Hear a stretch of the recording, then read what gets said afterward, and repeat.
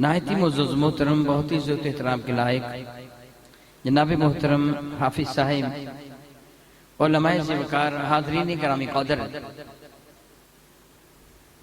जिस तरह मैं ये जुमले कहा करता हूँ फिर वो कह रहा हूँ कि रब कायनात ने बेपाया एहसान करम फरमाया, उसकी इज्जत की कसम, उससे बहुत बड़ा करम फरमाया कि हमें अपने महबूब का उम्मती बना लिया।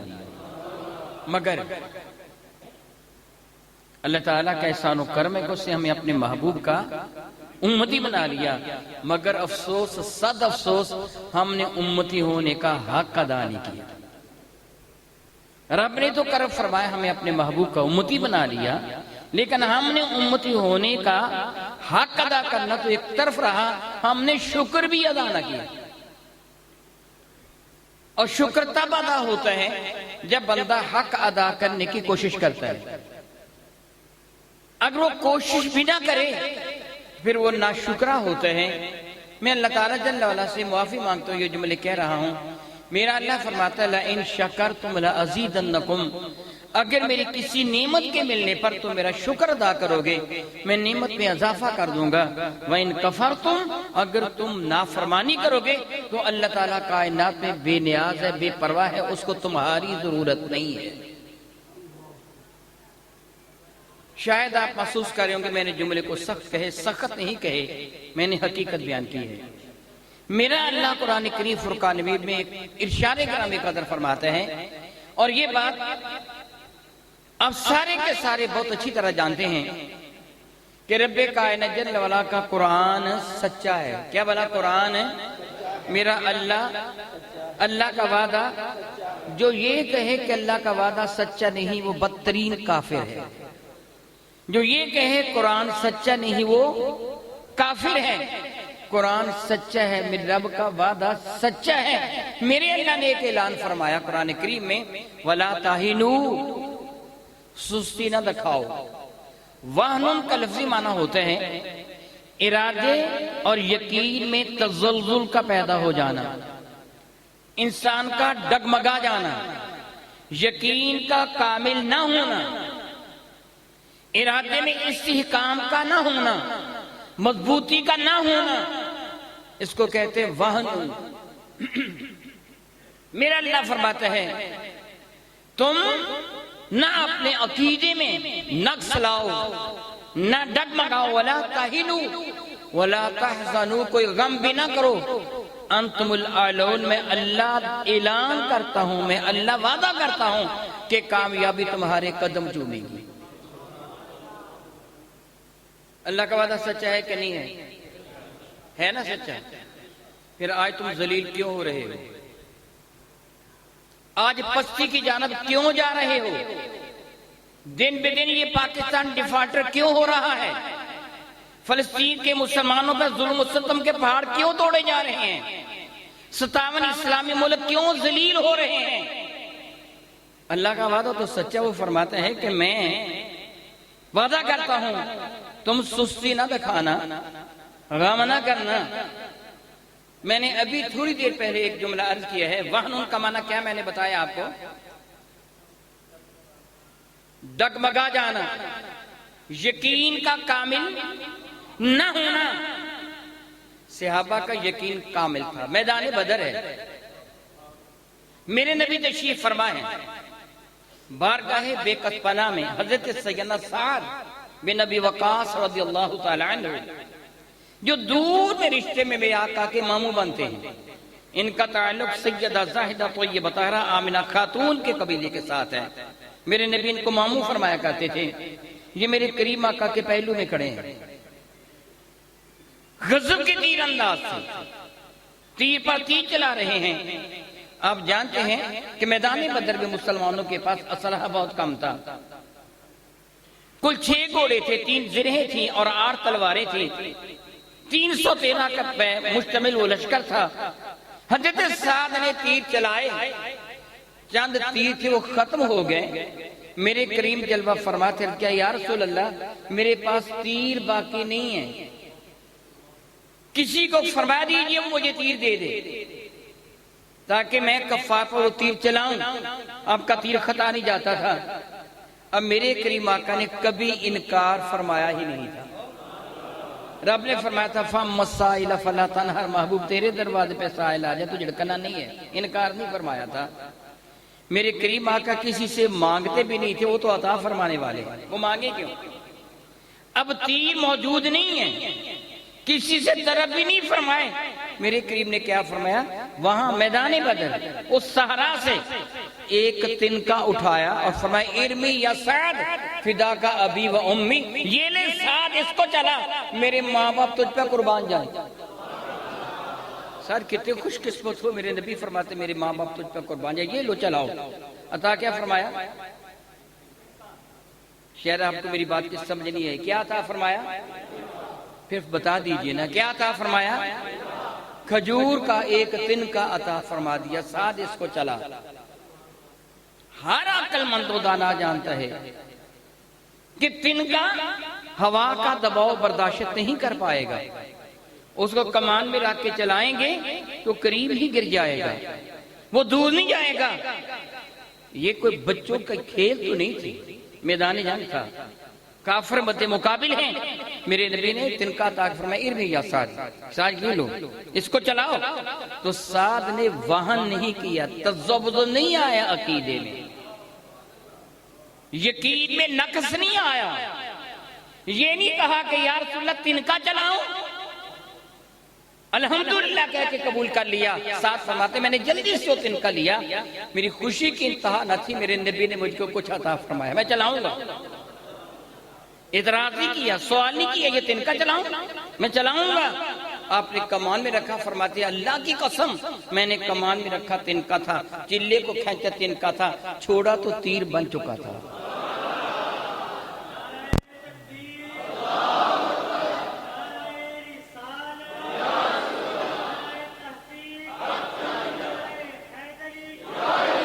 फरमाता यकीन को कामल कर लो, मैं कामयाबी दूंगा, यकीन को कामल कर लो, इरादे को पुख्ता कर लो।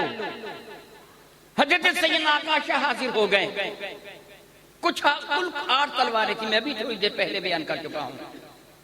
इनकी तलवार जंगालू थी, किसी काफिर पर इन्होंने वार किया, उसकी ढाल फौलाद की थी, उसे आगे ढाल की, आप पे तलवार जोर से मारी तो उसके कई टुकड़े हो गए।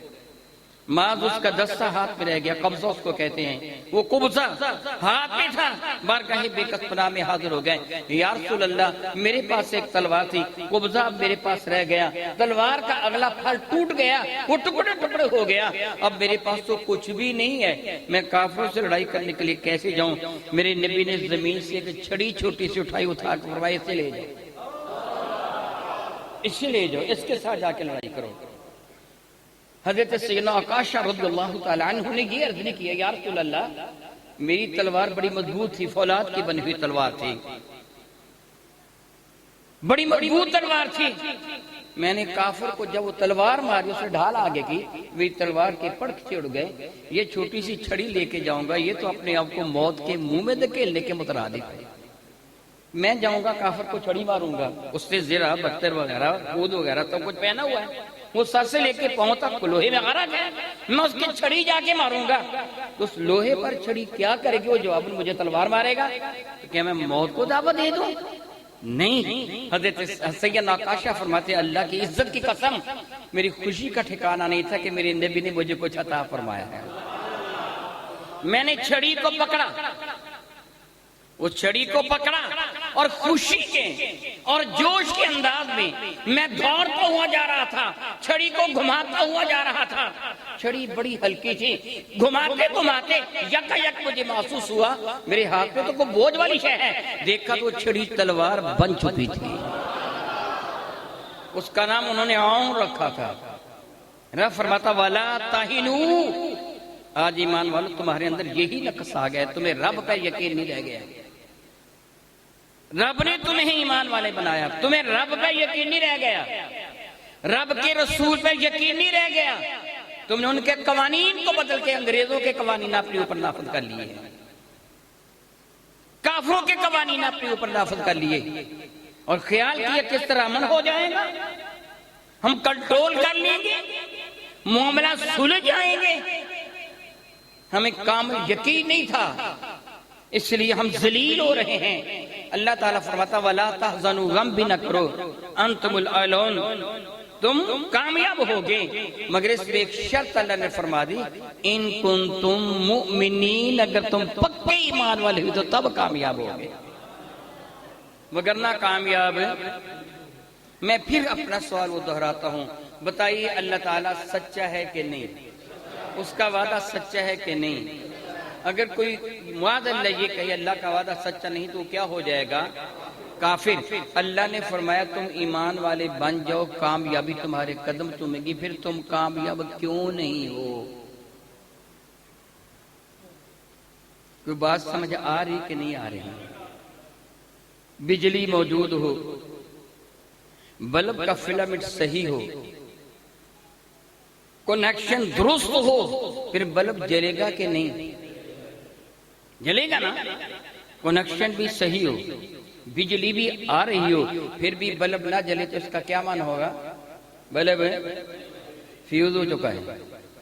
तेरे दिल के अंदर जो नूरे मुस्तफा था उसमें नक्स आ गया है, तुझे कामयाबी मुयस्सर कभी भी नहीं आ सकती। रोने धोने का क्या फायदा है? तो रो रहा है कि ये हो गया, ये हो गया, ये हो गया, अल्लाह तू मुझ पे रहम कर, ए अल्लाह मुझ पे रहम कर, ए अल्लाह मुझ पे रहम कर। मेरे नबी के इरशाद गिरामी कदर, वक्त आ जाएगा जब जालिम मजलूम पे जुल्म करेंगे और मजलूम चिल्लाएंगे, और जब तुम उनकी मदद नहीं करोगे रब्बे कायनात का तुम पे वो गजब नाज़िल होगा, लानत नाज़िल होगी, तुम्हारी कोई भी दुआ कबूल नहीं होगी। सैयद इसके बार का है, मिशकात के अंदर देख रहे बाबा अमर बिल मारूफ नहीं अनिल मुनकर, वो पढ़ के देख लें। मेरे अल्लाह ने फरमाया, मेरे नबी फरमाते हैं, मेरे अल्लाह फरमाता है मैं तुम्हारी दुआ भी कबूल नहीं करूंगा, तुमको जलील करूंगा अगर तुम ईमान वाले ना बने तो। आज हमारी ये हालत, काफिर दिन ब दिन आगे बढ़ते चले जा रहे हैं, तुम पस्ती की जानब क्यों आ रहे हो? तुम जलील क्यों हो रहे हो? ये नहीं कि अल्लाह ताला काफिरों की मदद फरमा रहा है, वो बेनियाज है। वो सूरह ज़ुख़्रुफ़ में फरमाता है मैं बेनियाज हूं, चाहूं तो। अगर ये ना होता कि दुनिया वाले दीने मतीन को छोड़ देते तो मैं काफिरों को इतना देता कि उनके मकानों की छतें और सीढ़ियां सोने और चांदी की होती। ये अल्लाह ने फरमाया है कुरान करीम में, वो उनको देगा, उनको अता फरमाएगा, उसके बदले में तुम्हें जन्नत अता फरमाएगा, तुम्हें अपनी रजा अता फरमाएगा, तुम्हें अज़ाब जहन्नम से बचाएगा, तुम्हें अपना कुर्ब खास अता फरमाएगा। ये तुम्हारे लिए है। मैं एक छोटी सी मिसाल देके समझाता हूं। दो बच्चे बाजार में खेल रहे हों, एक बच्चा तेरा है, तेरा बेटा है, तेरा लख्त जिगर है, तेरा भाई है, तेरा भतीजा है, तेरा भांजा है, तेरा महबूब है, और दूसरा बच्चा तेरे दुश्मन का बेटा है, तेरे सख्त आदू का बेटा है।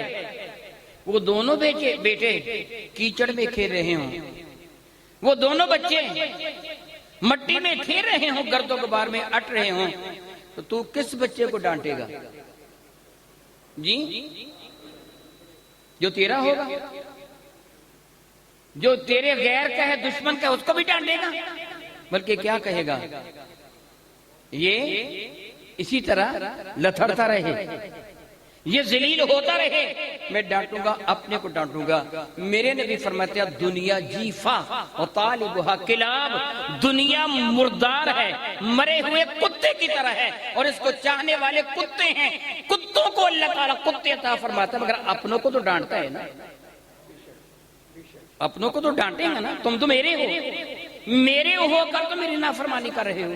काफिरों को देखते उनको मैंने दौलत दे दी है, उनको मैंने माल दे दिए हैं, जो उनका हक, जो उनको चाहिए था वो उनको मैंने दुनिया में दे दिया।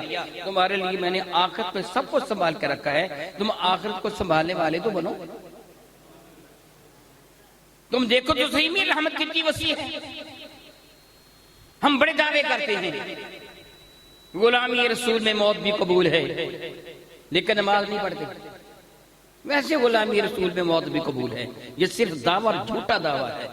फरेब आप मेरे साथ कर सकते हो, धोखा मुझे दे सकते हो, किसी और को दे सकते हो, रब को धोखा नहीं दे सकते। उसको कहे कि गुलामी रसूल में मौत भी कबूल है मगर मैं नमाज पढ़ने के लिए नहीं जाऊंगा, गुलामी रसूल में मौत कबूल तूने कर ली, रब को धोखा दे रहा है।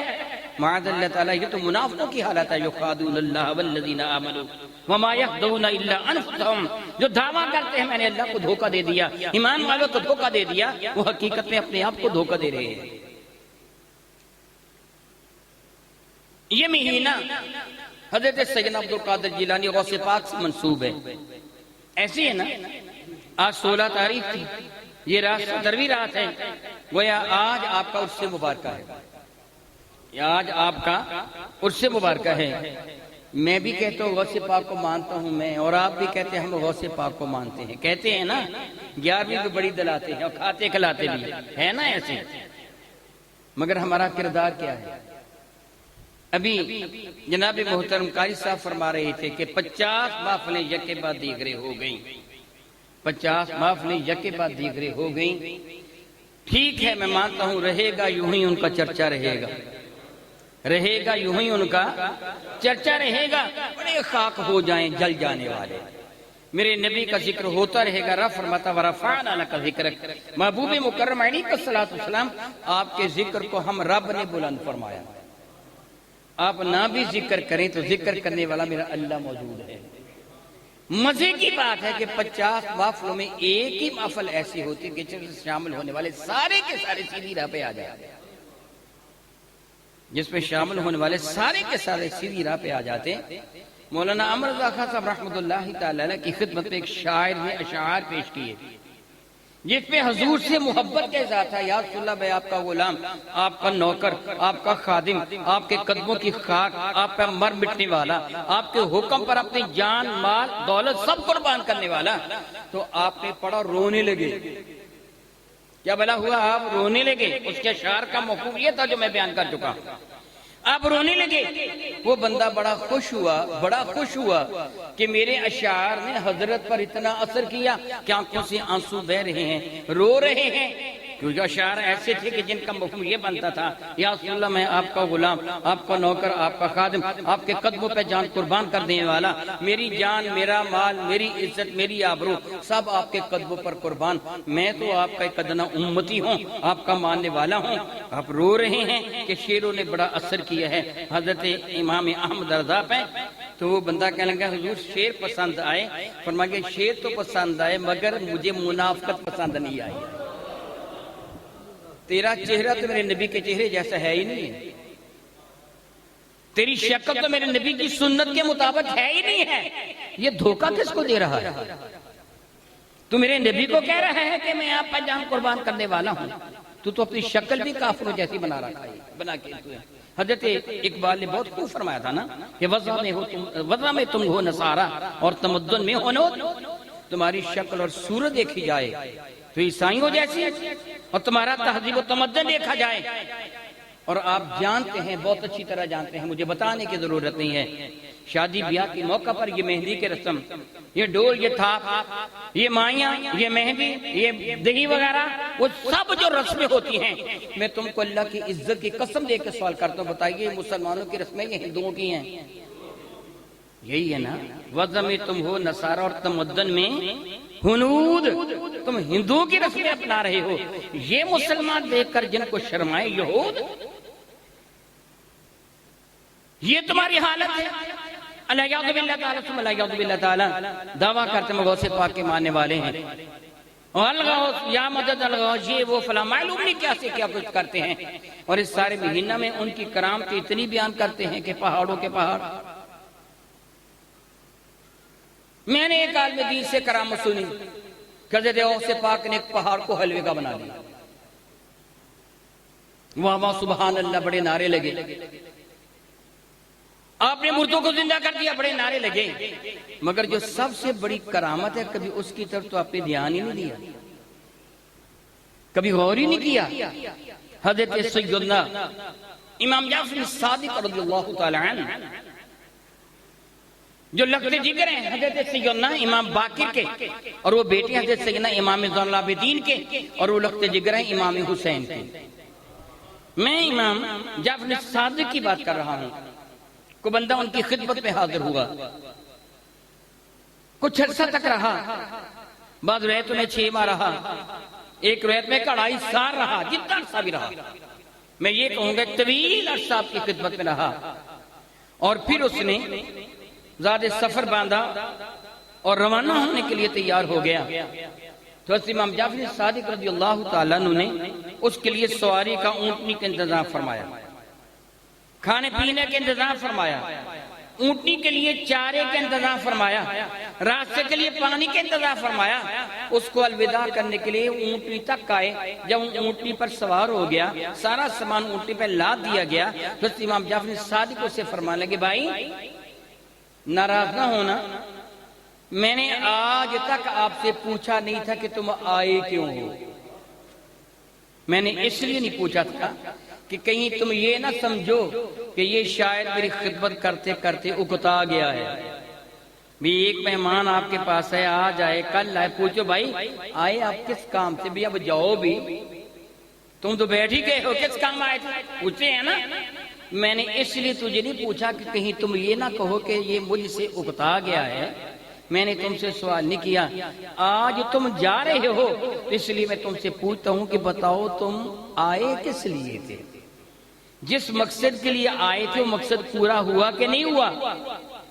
तो वो बंदा जवाबन कहने लगा, हुजूर जिस कदर आपने इतना अरसा मेरी खिदमत व मदारत की है, जितना आपने मुझे नवाजा है, मैं बड़ा मुतासर हुआ हूं, डरता हूं सच बोलूंगा तो आप नाराज हो जाएंगे, दिल आपका टूट जाएगा, झूठ बोलूंगा तो रब नाराज हो जाएगा, अगर सच बोलूंगा तो आपका जी खराब होगा, झूठ बोलूंगा तो रब नाराज हो जाएगा, इसलिए चुपचाप जा रहा हूं। आपने बात सुनी तो मुस्कुरा दिए, फरमा लगे फिक्र ना कर, मेरा ताल्लुक उस नस्ल के साथ है जिनमें सच सुनने का हौसला है। कह दे सच्ची बात कह लगा, अच्छा फिर सुनिए, मैं ये सुनकर आया था क्या बड़े साहबे करामत है। मैंने अपनी किताब खानदान मुस्तफ़ा में आपकी करामतें नकल की हैं, यहाँ मैं बयान नहीं करूंगा। कहने लगा बड़े साहबे करामत मैंने सुना था और मैं आपके पास आया, इतना अरसा मैं आपके पास रहा, मैंने कोई भी करामत नहीं देखी। मैंने तो ख्याल किया था मैं उनके पास जाऊंगा, वो साहब करामत है, उनकी बैत हो जाऊंगा, उनसे मुताल्लुक हो जाऊंगा, उनका अकीदतमंद बन जाऊंगा, उनकी गुलामी का पट्टा गर्दन में डालूंगा, मगर मैंने कोई भी करामत नहीं देखी। मैं चुपचाप जा रहा हूँ, कोई फायदा नहीं हुआ इतना अर्सा रहने का, कोई भी करामत नहीं। आप मुस्कुरा दे, फरमाने के तेरे नजदीक करामत हवा में उड़ने का नाम है या करामत पानी पर चलने का नाम है? गौर से सुन, अगर फजा में उड़ने का नाम करामत है तो सारी मक्खियां साहब करामत है, सारे मच्छर साहब करामत है, और अगर पानी की सतह पे तैरने का नाम करामत है तो सारे मेंढक और मछलियां भी साहब करामत है। अल्लाह के बंदे मुझे ये बता कि जब से तू मेरे पास आया, पहले दिन से लेके, पहले लम्हा से लेके इस आखिरी लम्हा तक जब तू जा रहा है, मेरा कोई अमल मेरे नाना की सुन्नत के खिलाफ देखा है? मेरा कोई अमल, मेरा सोना जागना, उठना बैठना, खाना पीना, लोगों के साथ मेरा बर्ताव, तू बता कोई मेरा काम रसूल रहमत की सुन्नत के खिलाफ देखा? वो कहने लगा जी नहीं। मुस्कुरा के फरमाएंगे बता फिर इससे बढ़कर करामत और क्या हो सकती है?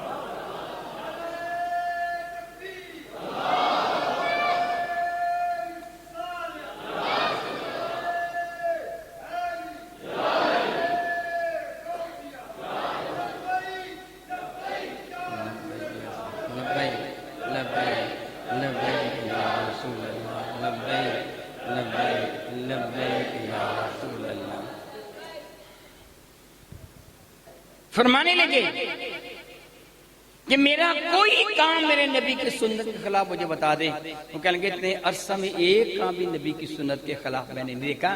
फरमाने के फिर यही तो करामत है। आपने करामत का अमूमी तौर पर गलत मतलब ले रखा है। कभी आप किसी को खत लिखते हैं तो मुकर्रमी व मुहतरमी लिखते हैं कि नहीं लिखते? करामत लफ्ज करामा से है। मुकर्रमी का क्या माना होता है? मेरे लिए इज्जत वाले, या ज़मीर मुतकल्लिम की है, मुकर्रमी, मेरे लिए काबिल एहतराम, मेरे लिए इज्जत वाले। करामत का माना होता है वो इज्जत जो रब अता फरमाए। करामत का क्या माना? वो इज्जत जो रब अता फरमाए। रब उसको इज्जत देता है जो मेरे नबी के सुन्नतों को अपनाता है, जो मेरे नबी के नक्शे कदम पे चलता है। हजरत गौसे आजम की सबसे बड़ी करामत जो मैं कहा करता हूं, वाकई आपने सुना हुआ है कि आपके वालिद जी वकार जहान रंगबू से तशरीफ ले गए थे और आपकी वालिदा मायदा तो यह ताहिरा ने अपने लख्त जिगर को हुसूल इल्म के लिए ईरान के इलाका से, गीलान के शहर से बगदाद की जान रवाना किया था। कि बगदाद उस वक्त इल्म का गहवारा था, बड़े बड़े उलमा फुदाला यहां मौजूद थे। मदरसा निजामिया जो निजामुद्दीन ने बनाया था, उस मदरसा में दुनिया भर के लोगों फनून का चर्चा था। आपकी वालिदा माजिदा ने हजरत सैयदना अब्दुल कादिर जिलानी अपने लख्ते जिगर को हुसूल इल्म के लिए भेजा। हालांकि माँ इतनी दौलत नहीं रखती थी, खामन की तरफ से मिलने वाली कुछ वो रकम जो विरासत में मिली थी वो अपने लख्ते जिगर के लिए संभाल के रखी थी। बेटे को रवाना करना था, किस मकसद के लिए? उस मकसद के लिए जिसके लिए मेरे नबी फरमाते हैं, जो तालिब इल्म दीन सीखने के लिए अपने घर से कदम उठाता है, रब्बे जुल जलाल के फरिश्तों की रजा के लिए अपने पर फैला देते हैं। उसका हर हर कदम जन्नत की जानिब होता है। माँ के अंदर इखलास था, माँ के अंदर यकीन का अमल था कि मेरा ये बेटा नबी के दीन का खादिम बनेगा, मेरा यह बेटा नबी के इल्म का वारिस बनेगा। लख्ते जिगर को भेजने का इरादा फरमाया। उस जमाना में आराम और सुकून वाला सफर नहीं हुआ करता था। आज मैं चंद तलावा से यहाँ तक आया, मैं ये जुमला अमूमन कहा करता हूँ, इतनी नरम और गुदा सीट पर बैठ के आया हूँ कि मेरे घर की चार पाइयां इतनी नरम नहीं है, मेरे कपड़ों को सलवट भी नहीं पड़ी, कोई गर्दो गबार मुझ पे नहीं पड़ा, बड़े सुकून के साथ बैठा, बड़े सुकून के साथ आके उतर गया। उस जमाना में सफर इतना आसान तो नहीं था। लोग बैलगाड़ियों पर, गधा गाड़ियों पर, ऊंटों पर, घोड़ों पर, गधों पर, खच्चरों पर या पैदल सफर करते थे। सफर पर रवाना होने वाला नया लिबास पहन के सफर पर रवाना होता तो मंजिल मकसूद तक पहुंचे उसका लिबास चिथड़ों में बदल जाता। रास्ते में तूफान दोबारा में गिर कर कई मुसाफिर मर जाते, रेत तले दब जाते, शदीद बीमार होकर मौत के मुंह में चले जाते। सफर इतना आसान नहीं था।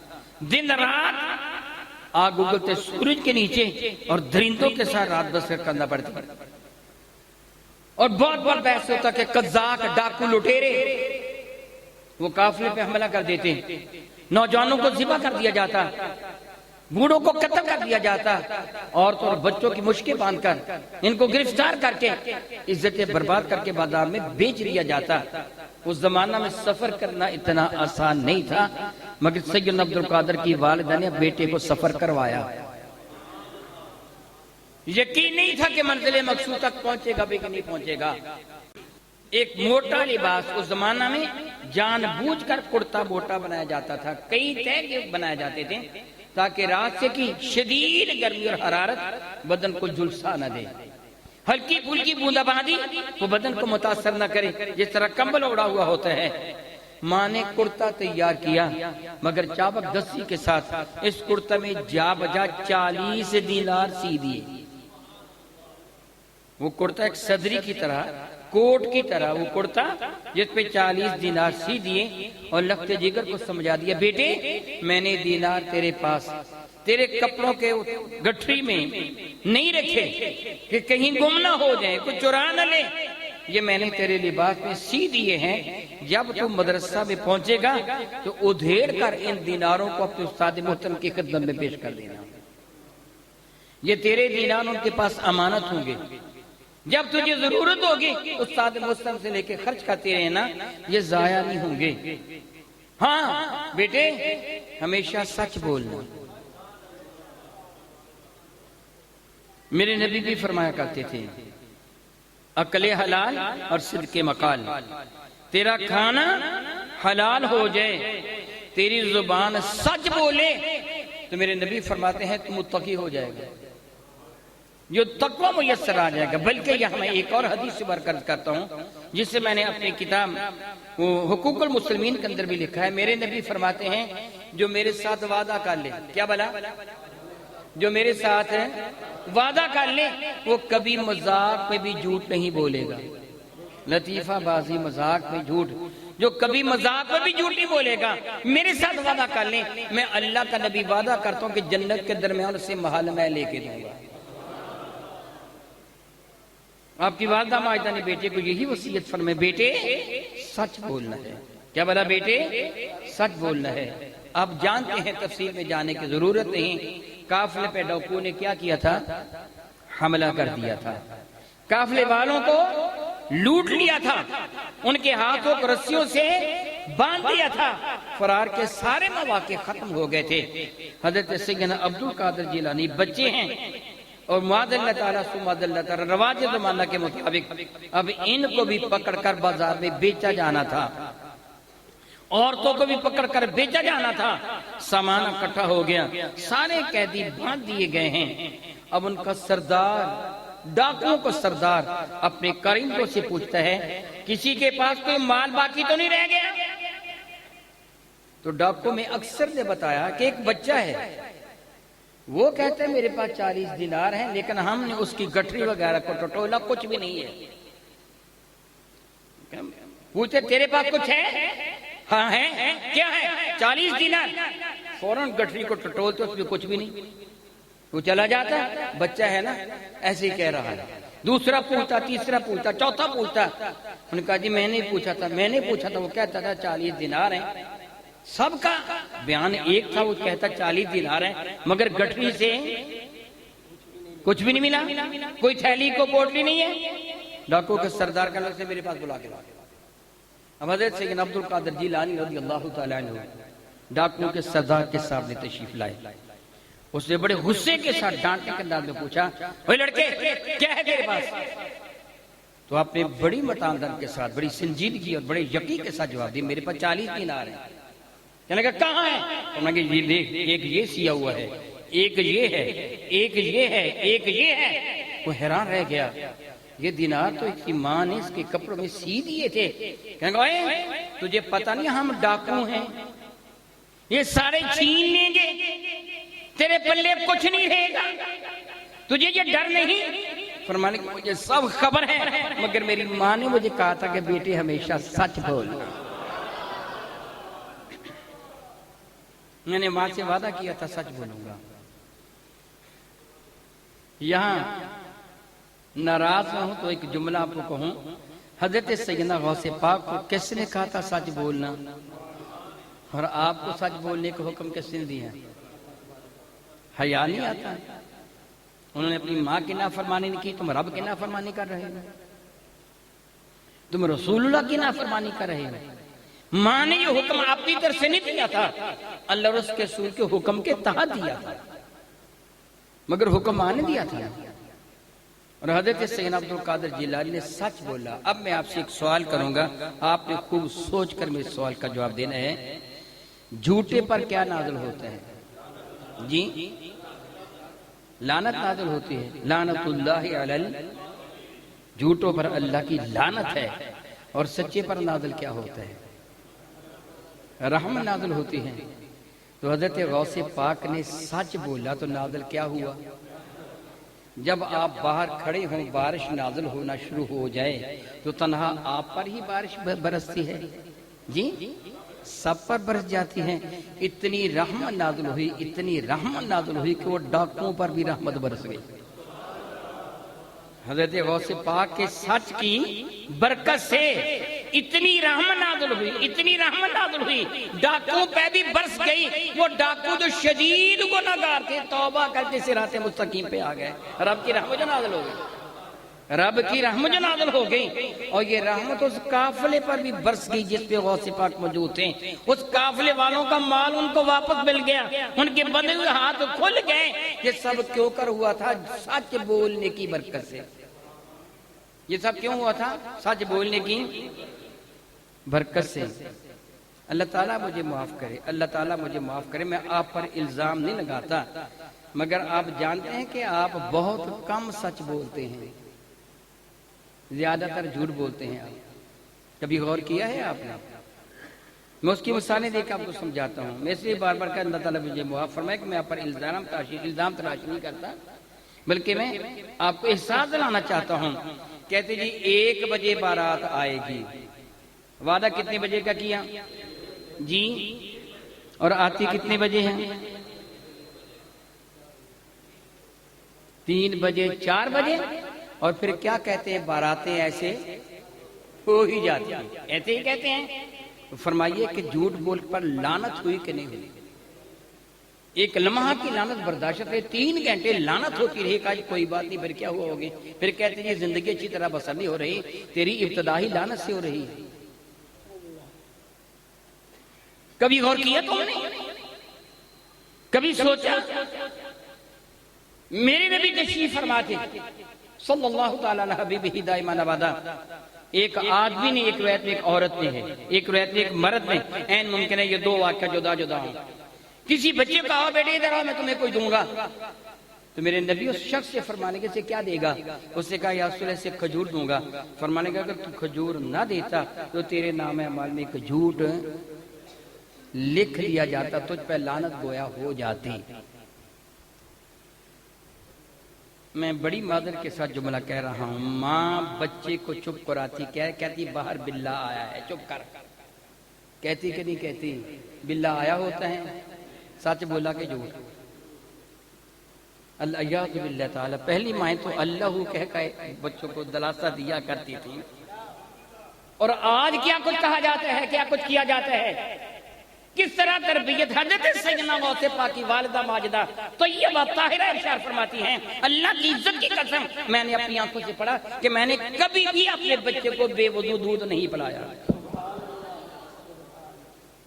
कभी भी अपने बच्चे को बेवजू दूध नहीं पिलाया। जब भी दूध पिलाया बावजू दूध पिलाया, बेवजू दूध भी नहीं पिलाया। तो फिर लगते जिगर क्या बनते हैं? गौसे पाक बनते हैं। फिर ऐसे होते हैं। मैं छोटी सी मिसाल देकर बताता हूं। मैं चनिया तलावा से आया हूं, मैं पहुंचू ड्राई पोर्ट फाटक पर, और कारी साहब पहुंचे, फोन शाह जी कहां पहुंचे? बाजी में पहुंच गया, आपके करीब पहुंच गया। सच बोला कि झूठ? आप ऐसे करते हैं कि नहीं करते? ऐसे होता है कि नहीं होता?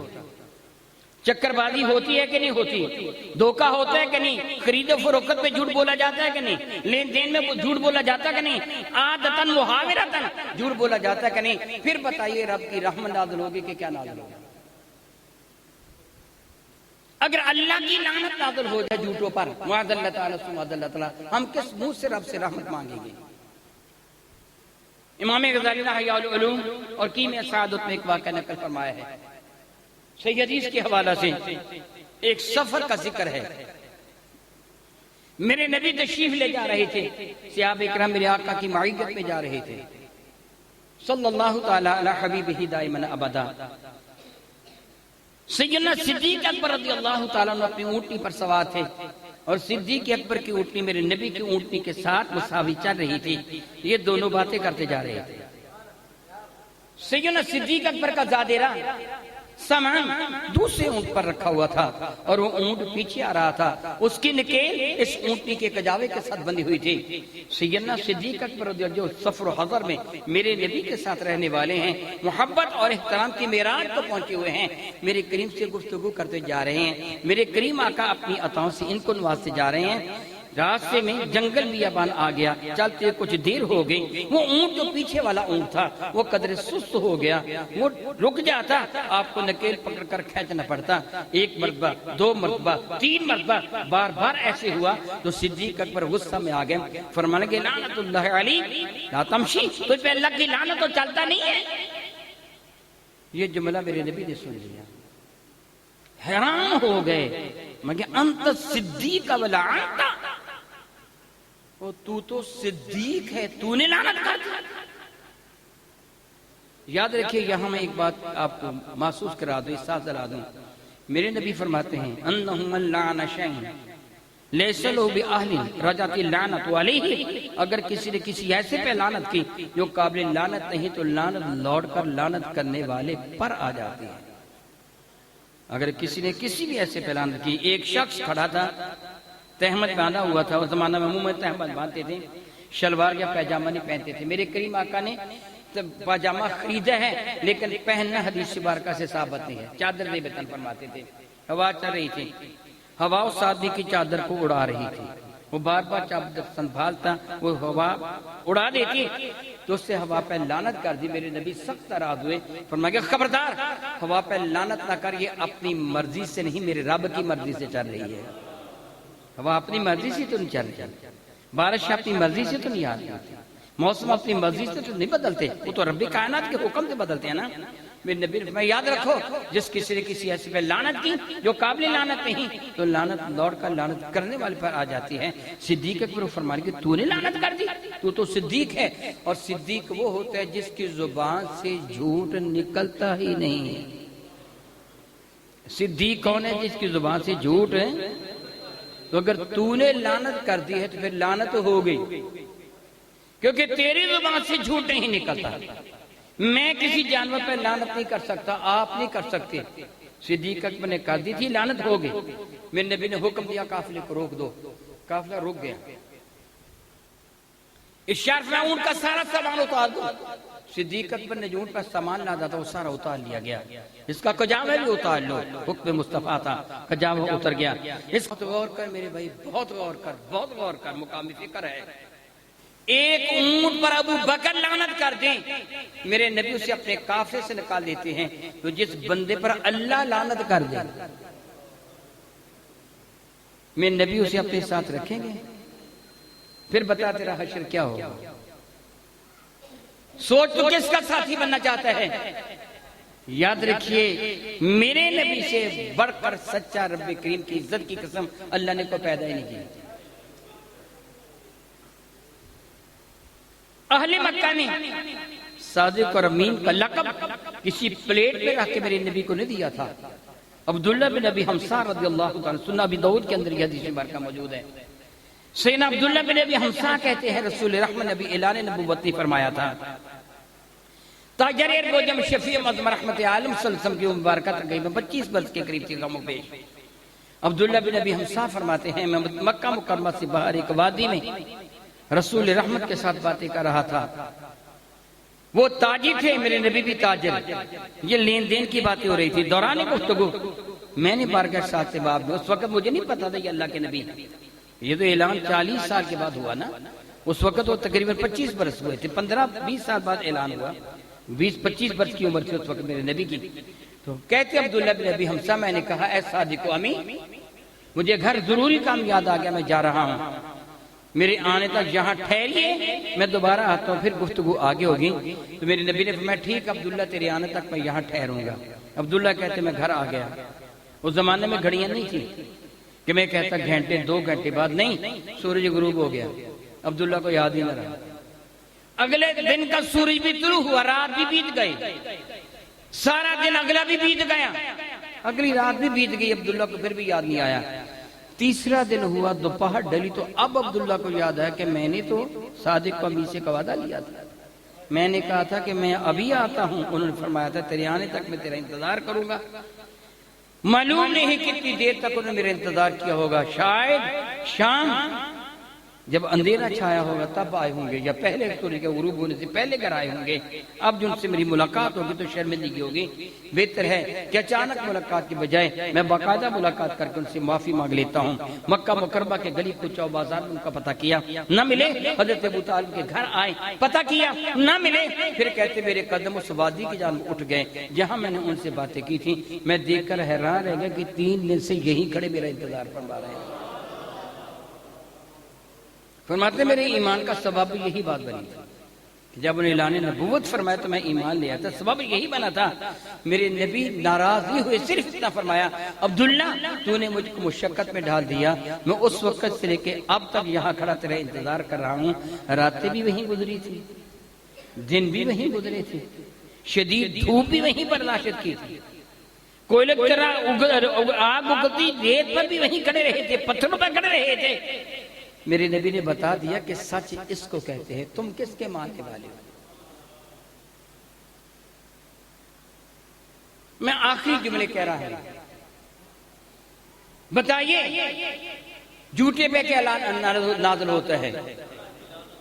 लानत सच्चे पे क्या नाज़िल होता है? कायनात में सबसे बढ़कर लानत किस पर नाज़िल हुई है? शैतान पर। और कायनात में सबसे बढ़कर रहमत किस पर नाज़िल हुई है?